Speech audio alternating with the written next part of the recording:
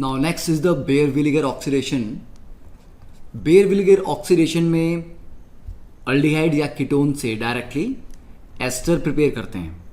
तो यहाँ पर कोई भी हमारे पास अल्डिहाइड या कीटोन मॉलिक्यूल है जैसे कि R C double bond O R, इसको हम ट्रीट करेंगे एक परऑक्सी एसिड के साथ।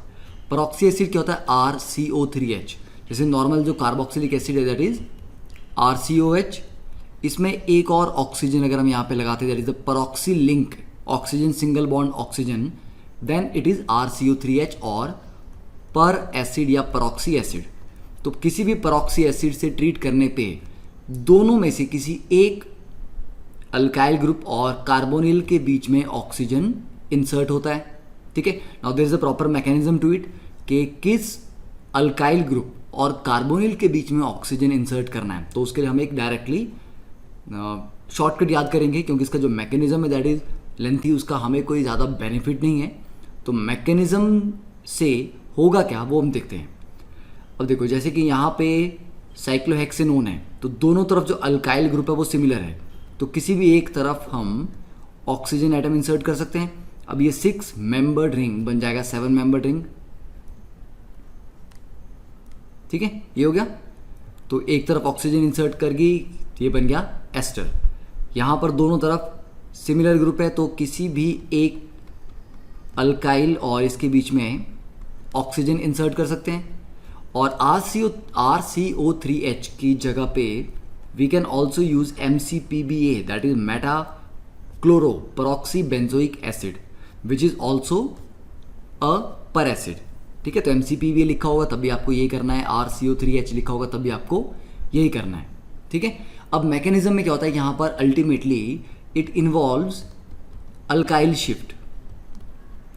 यहां पे अल्काइल ग्रुप शिफ्ट करता है। तो जो अल्काइल ग्रुप शिफ्ट करता है मैकेनिज्म में, उसके और कार्बोनिल के बीच में ऑक्सीजन आती है।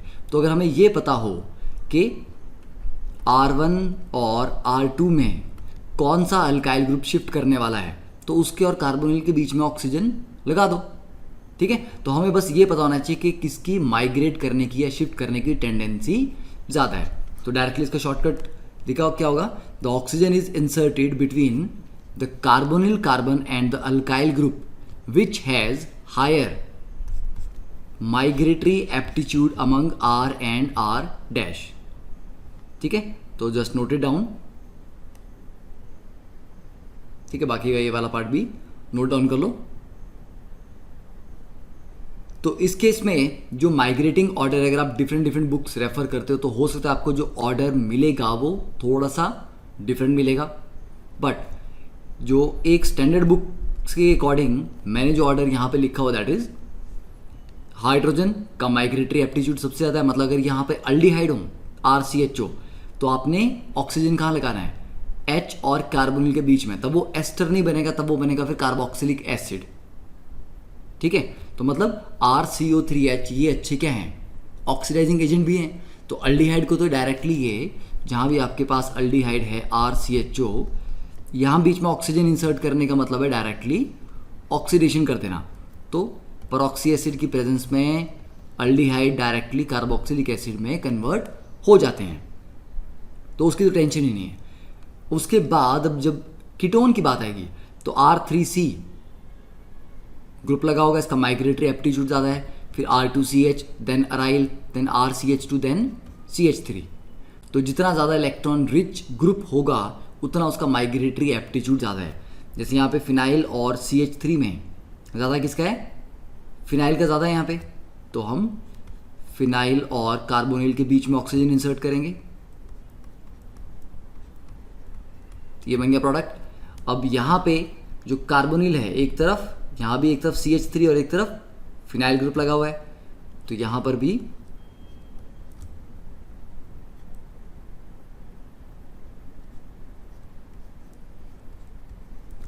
ठीक है, ये जो भी फिनाइल ग्रुप आगे है NH2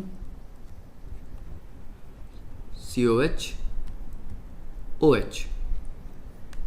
ठीक है, तो ये हो गया बेयर विनेगर ऑक्सीडेशन। इसमें ज़्यादा कॉम्प्लिकेटेड चीज़ें पूछी नहीं जाती बिकॉज उस केस में फिर जो माइग्रेटिंग ऑर्डर है एप्टीट्यूड वो फिर वेरी कर सकता है, और तो case to case book to book उसमें थोड़ी बहुत वेरिएशन आ सकती है।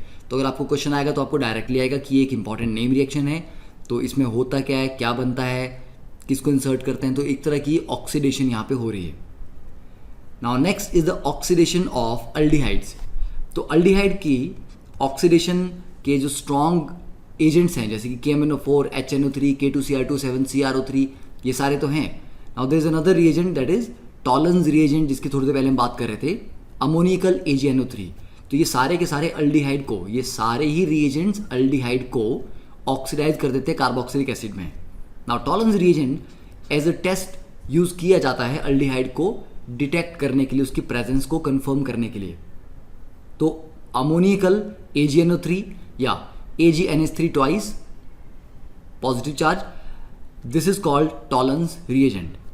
तो it's a mild oxidising agent which oxidises aldehydes to carboxylic acid, मतलब ये कीटोन्स के साथ रिएक्ट नहीं करता है। तो अगर आपके पास एक मिक्सचर है अल्डिहाइड और कीटोन का और आपको आइडेंटिफाई करना है कि which one is aldehyde and which one is ketone, तो टॉलन्स रिएजेंट अल्डिहाइड को ऑक्सीडाइज कर देगा। तो जैसे RCHO है, टॉलन्स रिएजेंट, ठीक है, स्लाइटली बेसिक मीडियम है क्योंकि अमोनिकल सॉल्यूशन है, तो स्लाइटली बेसिक मीडियम में ये ऑक्सीडाइज तो कर देगा RCOH में, पर क्योंकि बेसिक मीडियम है तो हम कार्बोक्सिलिक एसिड नहीं लिखेंगे, हम लिखेंगे कार्बोक्सिलिक सॉल्ट, मतलब carboxylate ion, RCO negative plus.